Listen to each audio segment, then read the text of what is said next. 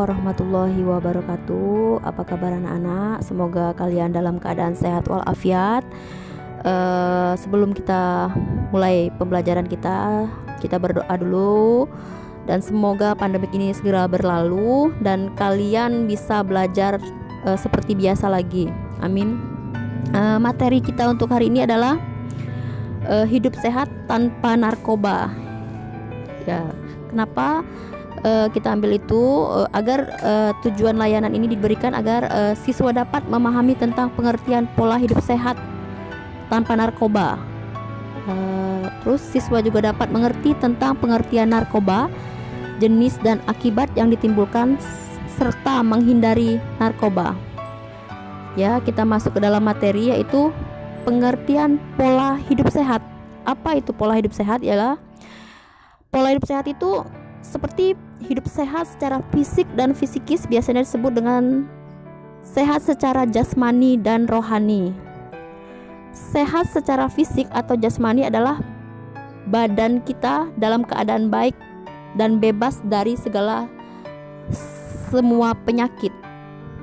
Sedangkan yang dimaksud dengan fisikis atau rohani adalah kemampuan siswa menyesuaikan diri terhadap berbagai tuntutan perkembangan sesuai usianya, baik tuntutan dalam diri sendiri maupun dari luar dirinya, seperti menyesuaikan diri dengan lingkungan rumah, lingkungan sekolah, lingkungan masyarakat, serta teman sebaya. Intinya pola pikir kita ya, Naya. Sedangkan pengertian narkoba adalah merupakan singkatan dari narkotika dan obat berbahaya. Narkoba juga biasa disebut dengan nabza atau narkotika, psikotropika, dan zat adiktif.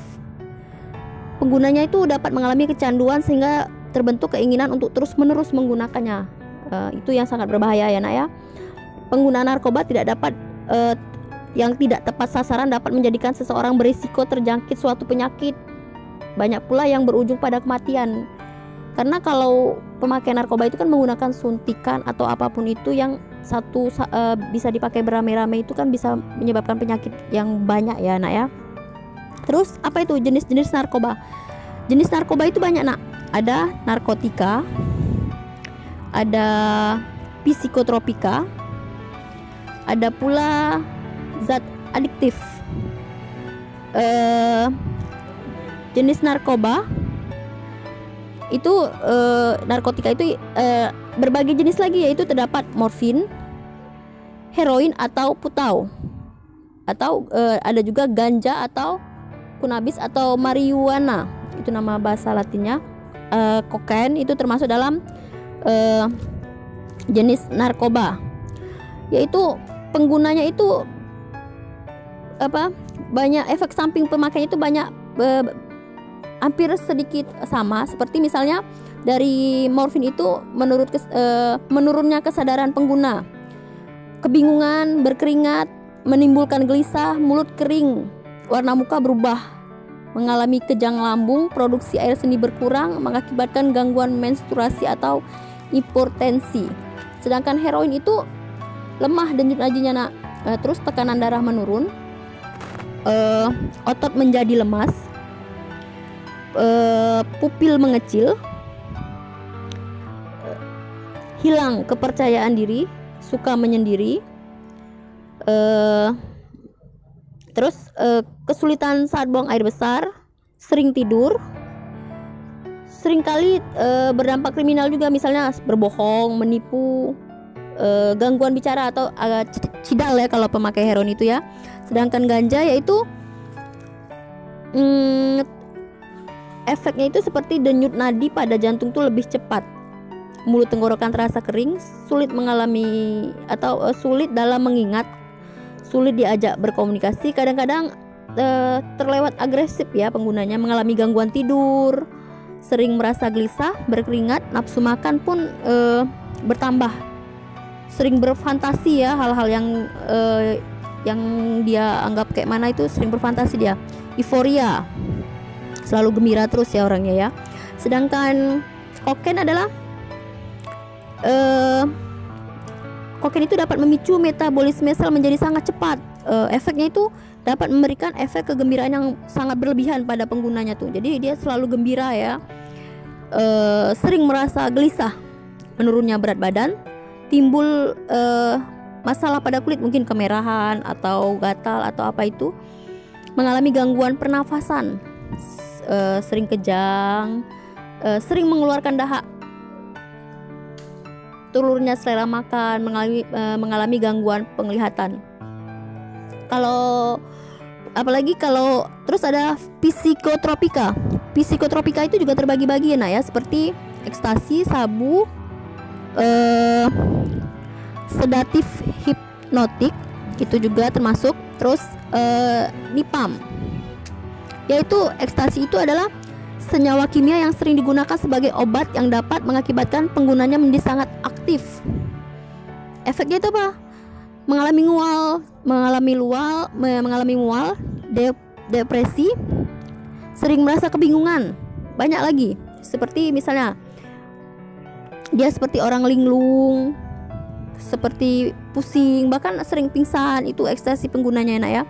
Sedangkan sabu itu biasanya digunakan untuk mengobati penyakit yang parah kalau untuk kedokteran, tapi disalahgunakan kan kalau kebanyakan sekarang. Jadi efek sampingnya yang terlalu banyak itu biasanya bikin orang itu bisa membuat jantung berdebar-debar, naiknya suhu tubuh, mengalami insomnia, nafsu makan tuh menghilang, kekurangan kalsium, mengalami depresi yang berkepanjangan.